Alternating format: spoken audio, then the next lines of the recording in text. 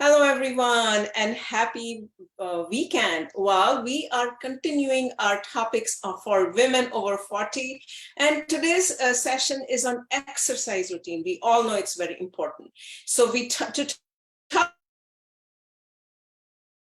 Chantal is she is a yoga instructor. She's also a Barre and a Pilates instructor. So she's going to tell us how we can combine different exercise regimens or routines to help ourselves. Thank you so much for joining, Chantal. Thank you so much for having me. It's a pleasure. Thank you. Yeah, go ahead, please. Go ahead. Yeah, well, you nailed it. Like what kind of routine we have to kind of have over 40 for exercise. And I love to talk about this because in my practice, when I look at, including myself as I'm over 40, when I look at well-being, exercise is so important. But I feel that in the world today, we are exposed to everything that is really aimed and created by men. And we are not men, so we have to really have a specific approach for women, especially as we get older, mostly because our hormones are changing and our exercise will have to reflect what our body needs with that change. So I am really passionate about bringing together different kind of styles of exercise.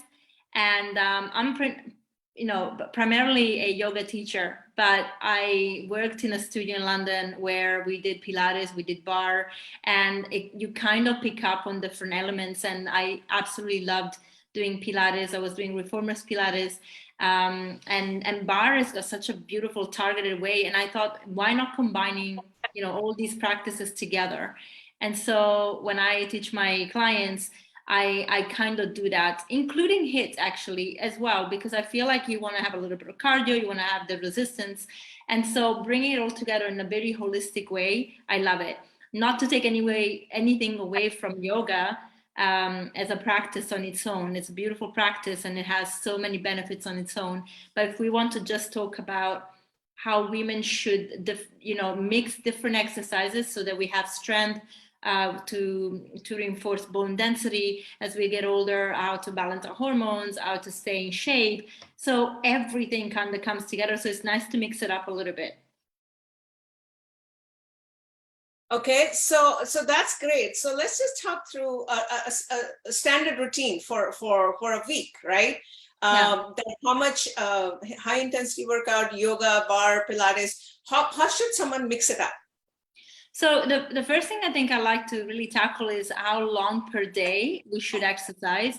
You absolutely do not need to go to the gym for an hour a day. Like if you are spending 15 minutes working out every day and just mixing up your workouts, and I'll go into what we can mix it up as, that is going to be absolutely fantastic. So you can have a Monday morning, you can target body parts first of all. So you could start with a flow, and in the flow you can have HIIT practices. So you could do series of more cardio into your yoga flow, and then kind of stretch it out and then target a specific body part. So say we are targeting our arms, you could go into plank and do such an array of exercises that can combine both your HIIT and your stretches at the same time. Because obviously when you're in plank now, you can do different exercises. You can bring your knees to your triceps. You can do abs exercises while you're also working on your arms. You can go, you can jump forward and backwards, which is still strengthening your arms, but also bringing that cardio in. So it's such a good way to do it. And I would say 15 minutes of that is more than enough. You can then implement, on a Tuesday, you could target the lower part of the body. This is what I feel that yoga and Barre come together beautifully, because with yoga, obviously you can flow and stretch, but with Barre, you can target, for example, your glutes and do a lot of exercises that are more repetitive and very low impact, and they are absolutely fantastic of strengthening and shaping your muscles. And then on a Wednesday, you could take it easy. You could just do a flow where it's much more relaxing. So you're giving your body a break, and you can start again with your Thursday and Friday, targeting different muscle groups if you want to. So you could go for your abs. You can go for again, you can do a full body on a Friday, because I mean you've done quite a bit already on a Monday, Tuesday, and Thursday. So everything has to really be in balance. But I would say the most important part is to not worry about doing 1 hour. First of all, a lot of people don't even have 1 hour anymore. Like, we are busy, we're always, you know, running around. So if you have between 10 to 20 minutes, and if it's 50 minutes, it's perfect. And so that takes a lot of stress out. The other thing people can do, women can do, especially as we want to put a little bit of strength training, is that you can add a little bit of weights to your practice, whether that is your bar exercises or pilates, or it's the yoga. You can pick up very light weights, but that puts resistance on top of your body weight. So it forces the muscles to actually work a little harder. And again, if you're not working towards, you know, building a set amount of muscles for whatever specific reason, like if you're in a competition or if you're a bodybuilder, then even light weights of 3 kilos, 2 kilos are perfect. And they just add that little extra that you can have. So you can really mix it up every day. And even if somebody, you know, I know clients that are very, very afraid of, when they start especially, to kind of try new things that they're not familiar with. So sometimes we work on one routine for the whole week. And what we do, we kind of differentiate. One day we use the weights and one day we don't. And sometimes I even get them the ankle weights, so that if they do yoga with ankle weights, now they're adding that extra resistance. So it's still more challenging than just doing the flow without the weights. So it's really about meeting where you are right now. I always believe that we need to be very kind to ourselves, you know, and that's really coming from yoga as well. That kindness is super important, to then know what we need and slowly add it in. And I can tell you, people improve and become amazing in no time. You know, they just become more confident in their body. And then as they progress, they can really challenge themselves with different exercises. And the other important part is have fun. So really finding something that works for you because you enjoy it. Because if you have to do something that is exhausting and also boring, you'll never want to do it. Okay, I think these are great suggestions. I'm going to ask a follow-up question. As far as the yoga routine, right? What kind of sequence that women should follow? Is there like Surya Namaskar, you know, the sun salutations, or some kind of a specific back bends, or some forward bends, or you know, headstands? This is different type of sequence that we should follow. Sorry, I lost you for a minute, but I got the question, I think. So I think, I mean, I don't like the should. I think, again, it's all about what are you targeting that day. If you're just doing a yoga routine, Surya Namaskar is very nice to do anyway for every single routine, whether you are now doing a targeted sequence or not. I like to do it because it just puts you into that flow and also allows you to connect to your breath. And it's something that most people are familiar with, so it's easy to get you started. And then in terms of back bends or forward bends, I mean, it depends, again, what do you want to do that day? For example, if you are needing a little bit more of a stimulus, especially if you're feeling a little bit flat, back bends can be very they bring your life, like they become quite, you know, invigorating. They can be quite exhausting while you do them, but they are very invigorating. Like, you feel supercharged after. That's because now you're pressing onto your adrenals, so you're kind of stimulating your adrenals. Now, if somebody is already exhausted and stressed out, I would say back bends is probably not something you want to do. You want to do forward bends, because now you're releasing the adrenals on your kidneys. You're not pushing on them, and that's really, really soothing for the body to do things like child's pose or just forward bending, even in standing position when you do your namaskar and you go into uttanasana. It's a beautiful way to relax the body in a way, but you're still quite active. And then so it really depends what the person wants to do on that day. Like, I always like to do a flow that is related to elements. So say we are in full moon. With full moon, the beautiful element to work with is, for example, water. So now the practice is going to be very fluid, and we're going to be opening our hips. And in our hips, especially as women, we retain so many emotions. So that practice at that time of the month is just such a beautiful way to release everything.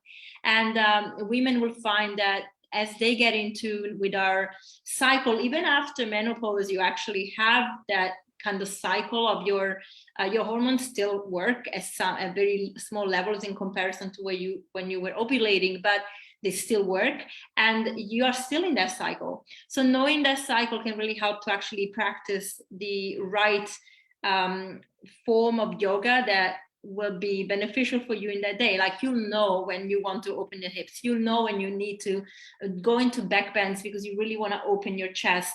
Like, you'll just feel it. So it's a nice way to actually tap into that cycle and also understand the elements that go with that. So this is the way that I normally work with women, because I feel like we are so sometimes disconnected from our natural way of being, connected to nature. And once we find that rhythm again, that connection, it just makes things beautiful. And in our practice, we can really reflect that. Yeah. I these are great suggestions. In that, what you are pointing out, that we really don't pay attention as we start aging, and we need to adjust, not only our exercise routine, that what we are talking about today, the diet itself, right? So it's not like we say, okay, the diet we will adjust, we understand that, but we never pay attention to the exercise. They go hand in hand. Yeah. If we want to see the results, and I see that I am a testament to that. I was at least 20 pounds heavier, and because I have been able to adjust both my exercise and diet, it has automatically, like, my weight is actually same as when I was in my 20s. So you can do it, is what I'm trying to say. Women can do it.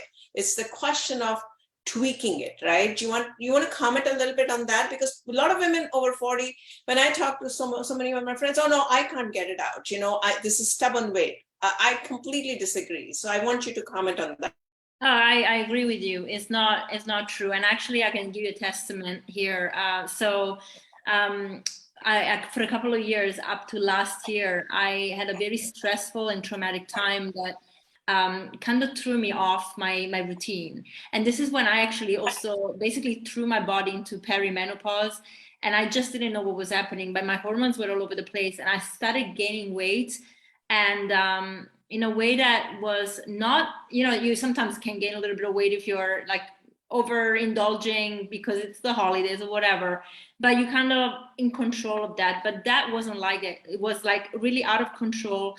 And one thing that I did to myself is that I brought myself to a type 2 diabetic state. So I basically, I gave myself type 2 diabetes from not exercising, not having the right food. And I mean, I kept my vegan diet, but it was mostly just vegan, not focused on whole food, plant-based, which I'm used to.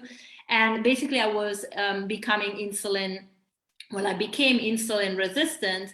And as a effect of that, I gave myself type 2 diabetes, which I wasn't shocked by, but it kind of was a wake-up call, because now I spent so many years educating myself and others about being healthy, and now I was this fraud that wasn't even looking after myself. So last year I just changed everything, and of course the emotional stuff I had to tackle as well, and I basically brought myself back to health in a year. And it's all about insulin sensitivity. So a lot of women that are changing their hormones are becoming much more insulin resistant with the hormone changes. And so they don't realize that. And they feel that, well, I've always eaten this way, so it's just the way that we're getting older.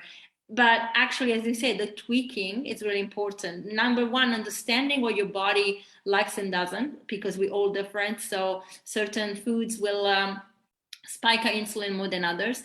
But also like understanding studies. Now more studies are pointing out that if we have a higher average fat into our muscle cells, naturally our insulin levels would go higher when we eat carbohydrates, because the sugar doesn't know where to go.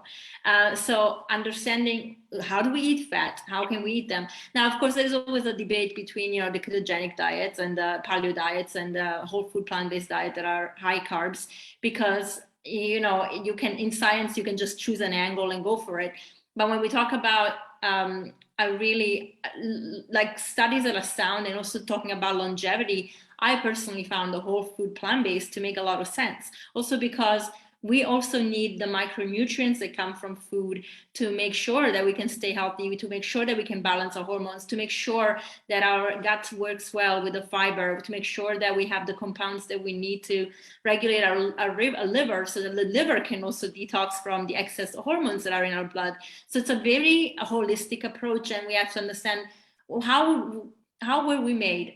To me, we belong with nature. I said it even just minutes ago about how women are connected to nature. Humans are connected to nature. So if we really think about what nature gives us, even in terms of food, it's amazing what we can do with our body by just using the compounds that are in plants. So understanding how to manage that insulin is super, super critical. And it doesn't mean that we get over 40 and we have to put on weight. In fact, I actually have a better body now at 41 than I did when I was 20, because at 20, I was still in my eating disorders. So I was very controlling on my food, but I was binging on the weekend because I just had a very bad relationship with food. And my body was just all over the place. So I had always this problem with high insulin.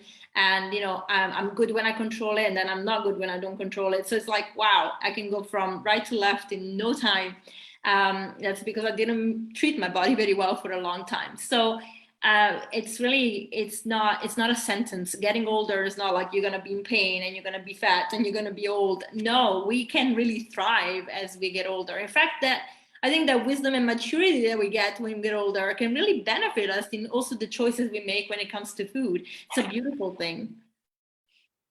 Absolutely. And that's what I wanted to bring it out, and thank you so much for sharing your personal story. I think it kind of emphasizes and points out to all the women out there that they think that they cannot do it, but it is doable. That's what we're trying to do. Well, thank you so much. It's a quick 10-minute session that we bring. Any last thoughts that you want to add? Please go ahead. You want to share your Insta account or anything?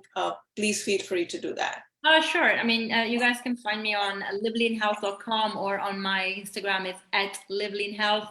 And I just really feel I work with women mostly. I want to empower you guys as I empowered myself, because I really think we are our best doctors. Like nobody knows your body like you do. If you're tapping into that connection, it's amazing. The magic happens. So, and thank you for having this platform, because I really think more and more women need to have that support, and this is really offering it. Thank you.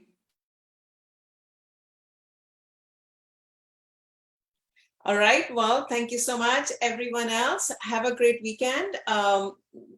Again, Chantal, thanks for joining us. We are going to be launching programs specifically focused on women. So stay tuned and we will let everyone know with that.